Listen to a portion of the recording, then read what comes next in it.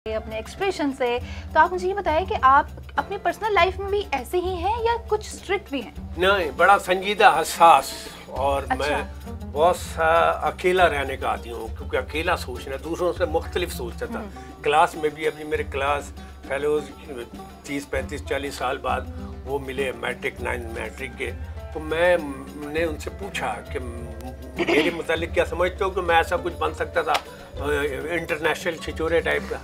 तो उन्होंने कहा क्योंकि बड़ा खामोश था, लेकिन अपनी ज़िंदगी में पेंटिंग भी की, जनाब शायरी भी की और गाने भी गाए, डांस भी किया, ये सब कुछ करता था खामोशी से और हैरान कर देता था। तो एक्टिंग मेरे ख्याल से ये परफॉर्मेंस इसी का नाम है कि आप हैरान कर देना चाहता था दुनिया को, और अल्लाह के करम से हैरान किया। सर आपने हैरान किया है मुझे। कुछ कराची के हवाले से हम अभी बात कर रहे थे, क्योंकि आपने कराची मुझे इनके होते हुए परेशान किया है। हाँ, कराची के हवाले से बात करूंगा, क्योंकि कराची के लिए आपने बहुत कुछ लिखा, बहुत मशहूर हैं। मैंने इंट्रो में लोगों को बताया कि कराची के बेटा आपको कहा जाता है। अब मुझे बताएं कि कराची से कितनी मोहब्बत और कैसे मोहब्बत, कब से मोहब्बत है? मैं ये समझता हूँ कराची में पैदा होने वाला हर जवान, हर शख्स कराची का बेटा है, और ये कौम होनी चाहिए, कराची वाली कौम होनी चाहिए, क्योंकि ये ईद है और ईद पे जो समझ लो छुट्टियां मनाने अपने अपने गांव गए हैं ना उनको कराची का नहीं समझो, उनको मुसाफिर समझो। कराची का वो है जो कराची में पैदा हुआ है। और मैं खैर उनको भी बुरा नहीं कह रहा, लेकिन एक बात बता रहा हूँ, ईद पे पता लग जाता है कितने लोग कराची का बेटा होने और यहाँ रहने, यहाँ कमाने, यहाँ ज़िंदगी गुजारने के बहुत ज़रूरी है उनके लिए। तो क्योंकि कराची में जब लोग गांव जा रहे होते हैं ट्रेनें भर भर के, और वो तो अभी ट्रेनें अब कुछ पटरियाँ वटरियाँ मिस हुई हैं, तो इतना रश है कैंट पे और जनाब सिटी पे, और वो जो उसकी छतें छू रही हैं बारिशों के मौसम में तो सब भीग गए। तो कराची का हर वो शख्स बेटा है, क्योंकि मैं बड़ा हसास हूँ। मैं दुनिया में कहीं भी रह नहीं सका। अमेरिका गया नौजवानी में शादी से पहले, और वहाँ भी शोज़ करने गया था। तो बहुत सारे लोगों ने ऑफ़र की। फिर उससे पहले यूरोप गया था, उसमें लोगों ने ऑफ़र की कि यहाँ रह जाओ, रुक जाओ और ये जाओ, यहाँ बड़ा स्कोप है। लेकिन मैं कराची से और ख़ास तौर पर फेडरल भी एरिया से कट के नहीं रह सकता। उरूज वैसे तो ये कराची के बारे में बड़ी बातें करते हैं सर, इनसे कुछ सुना जाए, क्योंकि इनकी जो शेर व शायरी है और जो इनकी एग्जैक्टली आप बिल्कुल सही कह रहे हैं उज़ैर। और इनका जो है रिसेंटली मैंने जो है एक शेर बड़ा जो है वो वायरल चल रहा था। भाई इन्होंने अजीब ही बातें की थी उस शेर में, लाइक गूंगा बोल रहा है, बहरी सुन रही है और न जाने क्या क्या। तो वो मैं बिल्कुल इनसे सुनना चाहूंगी। बिल्कुल अभी सुनते हैं। हाँ बिल्कुल भाई। पहले तो ये सोच लें आपकी ड्यूरेशन शो की कितनी है। सर ड्यूरेशन का मसला नहीं है, आप हमारे पास मौजूद हैं, हम ड्यूरेशन आप टेंशन छोड़ दें। आज आप आए तो आपको हमने प्रॉपर तरीके से जो है क्रैश करना है भाई, अपने पास रख लिया हमने। आप पहले रेडियो पे काम करती थी? नहीं, मैं रेडियो पे काम नहीं करती। रेडियो वाला स्टाइल है इनका बिल्कुल, क्या रेडियो मैकेनिक होगी तो वो गूंगे बहरे वाली कहानी वो बड़ी माशाल्लाह मकबूल हुई। ये इतनी मकबूल हुई कि शाहरुख खान ने एक फिल्म में, वो कौन सी बड़ी मकबूल फिल्म थी घरेलू टाइप की, उसमें वो कहानी दोहराई थी। तो अगर बोले तो सुना देता हूँ। बिल्कुल सर, फिर तुम बोलोगे चल कराची भी सुनाओ, फिर क्या सर, हो गया, व्यूअर्स सुनना चाहते हैं सर, ये उरूज सुनना चाहती है असल में तो चले जितना मुमकिन हो सकता है मैं बात करता हूँ कि अब वो एक गांव में एक गूंगा लड़का रहता है। अच्छा। उसे पड़ोस के गांव की बहरी लड़की से इश्क हुआ। गूंगे और बहरी में बड़ा प्यार, बेइंतहा इश्क, इतना इश्क कि गूंगा जब भी गाना गाता बहरी उसे सुन के दौड़ी चली आती। गूंगे की आवाज में इतना दर्द था कि बहरी के उसे सुनकर आंसू निकल आते। गूंगे और बहरी का इश्क खेतों में परवान चढ़ता रहा। वो दोनों दुनिया की नजरों से छुप छुप कर खेतों में मिलते रहे। अच्छा, बहरी का एक चचा अंधा होता है। अच्छा। वो एक दिन खेतों में इनको प्यार भरी बातें करते देख लेता है। अंधा चचा जैसे ये देखता है उसकी बहरी भतीजी गूंगे से इश्क फरमा रही है खेतों में, वो दौड़ता हुआ गाँव में जाता है बहरी के माजूर बाप की तरह। बाप माजूर था बेचारे की, ट्रेन के हादसे में आधी टांगे कटी हुई, घर के दरवाजे के बाहर व्हील चेयर पे बैठा हुआ था। वो माजूर बाप अपनी बच्ची का किस्सा सुनता है, गुस्से में खड़ा हो जाता है, घर के अंदर दौड़ता हो जाता है, घर से साइकिल निकाल के लाता है, बाहर आके मोटरसाइकिल स्टार्ट करता है, फिर लड़के और लड़की के पास ले जाके खेतों में कार को रोकता है, घोड़े से उतरता है, सुजुकी का दरवाजा बंद करता है। माजूर बाप की आंखों में खून उतरा हुआ, उधर बहरी खड़ी उधर गूंगा, गुस्से में जेब से खंजर निकालता है, फायर करता है। क्यों? खंजर निकाल के फायर करता है। वही तो, जैसे फायर करता है पिस्टल में से तीर निकलता है, पिस्टल में से लड़का और तीर लड़की खड़े हैं, तीर सीधा खुसरे के सीने में। उन दोनों की चीखें, उधर से पुलिस की मोबाइल आती है, सारे पुलिस वाले एम्बुलेंस से उतरते हैं, फिर लड़के और लड़की को बस में डालकर ठेले के जरिए हॉस्पिटल पहुंचाते हैं। हॉस्पिटल से करते हैं ट्रेन सीधा एयरपोर्ट, एयरपोर्ट से पानी के जहाज में बिठा के हैदराबाद। पानी के जहाज में हैदराबाद? हाँ, अब तुम्हें जाना हो तो पानी के जहाज में चले जाना, 3 महीने तक वहीं खड़ा रहेगा। तो रास्ते में कोई समंदर नहीं है, गूंगे को रास्ते में कोई समंदर नहीं है ना, वो हैदराबाद। क्योंकि ये स्टोरी में सब चलता है।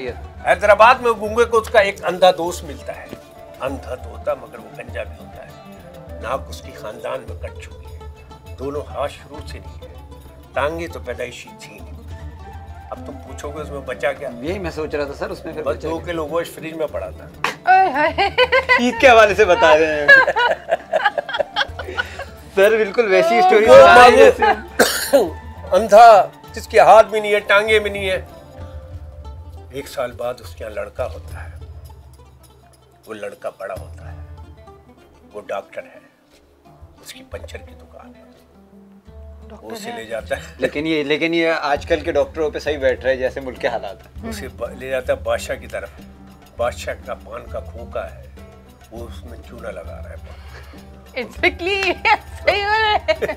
और मैं तुम्हें चूना लगा रहा हूँ। वैसे ही चूना लगा रहे हैं, सबकी स्टोरी वैसी है जैसे हम सुनते थे कि कराची पेरिस बन रहा है, या वैसी स्टोरी। आज कराची के जो हालात हैं और इन बारिशों में जो हाल, सर बारिशों के हवाले से कुछ हो जाए जरा। अभी डूबा हुआ है कराची। सबसे पहले तो ये डूबा हुआ है कराची, ये तो बाद में बात करेंगे। सबसे पहले मैं आपसे, 2 दरिया हो, मैं हूँ,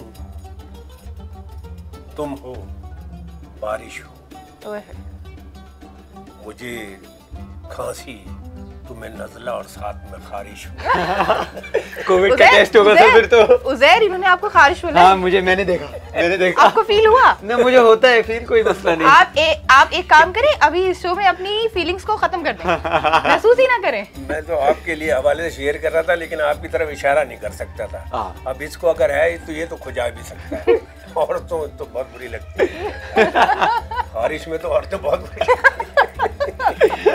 आप कुछ सुनना चाह रही थी सर से बारिश के हवाले से? हाँ, मैं बारिश के हवाले से ये सुनना चाह रही थी जी। आजकल कि कराची का वेदर जो है वो बहुत औसम हो रहा है, तो आपको पसंद है बारिश? और वाकई जैसे अभी आपने शेर सुनाया और बारिश में भीगना, और बारिश से बड़ी यादें हैं। और अब मैंने जो माशाल्लाह मैंने घर बनाया है, उसमें बाहर जो सहन है और उसमें जो छप्पर मैंने डाला है फाइबर, और ये गार्डन बनाया है, क्यारियाँ, झूले और ये सब कुछ, तो जब वो कंप्लीट हुआ और तो मुझे ज़िंदगी में इतनी अच्छी बारिश नहीं लगी, क्योंकि उसमें वो धारियाँ सी बनी हुई हैं, और जब बारिश मेरे फाइबर पे पड़ी है और जो नीचे आई है एक चादर सी बन गई, वो बारिश, वो मौसम तो मज़ेदार है, हम लोग बड़ा इंजॉय करते हैं। फिर झूला किया और ये किया। लेकिन इसी बारिश का मैं आपको बताऊँ, मैं दुनिया घुमा, हॉलीवुड भी मैं देखा हुआ है, तो मुझे वो तस्वुर आया ये बारिश देख कर कि मैंने कौन सा फ्लोरिडा में है, ड्रीम वर्ल्ड तो यहाँ है, और इसी तरह का कोई नाम है, वहाँ मैंने शोज़ देखे हैं, तो कार्टून शो जिसमें उन्होंने ये पानी का पर्दा बनाया था, उस पर फिल्म चल रही थी कि कार्टून बाहर भी जाते हैं, और डिज्नी वर्ल्ड। तो वो बारिश जब उन्हें ज़रूरत होती थी, वो पहाड़ से कूद कर वो कार्टून पर्दे पे आ जाता था, एकदम फुवारा बारिश का होता था, बारिश का पर्दा, यानी वो पानी का पर्दा बन जाता था। तो वो घर में वही मज़ा आता है। तो बारिश तो बचपन की तो कीचड़ याद है, नदी याद है, नाले याद हैं, घर तक पानी आ जाता था। शुक्र है कभी बारिश के पानी, हम पठान लोग हैं और हम घर में किसी को दाखिल नहीं होने देते, तो कभी बारिश का पानी भी दाखिल नहीं हुआ, लेकिन मोहल्ले में ज़रूर आता था। तो वो कीचड़ वो याद है। लेकिन ये सोच रहा हूँ कि वो बारिश जो बचपन की थी, वो जो गंद फैलाती थी वो बारिश, आज तक कराची में उससे ज़्यादा गंद है, उससे ज़्यादा कीचड़ है, उससे ज़्यादा नदी नाले भरे हुए हैं। अभी ईद से पहले रोज जो बारिश हुई है, हमने देखा कि ऐसा लगता है समंदर उमड़ के कराची में आ गया, या नाले पूरे नाले रोडों पे बह रहे। हाँ जी, वो पिछले साल तो वो डिफेंस क्लिफ्टन में भी आ गया था पानी बड़ी।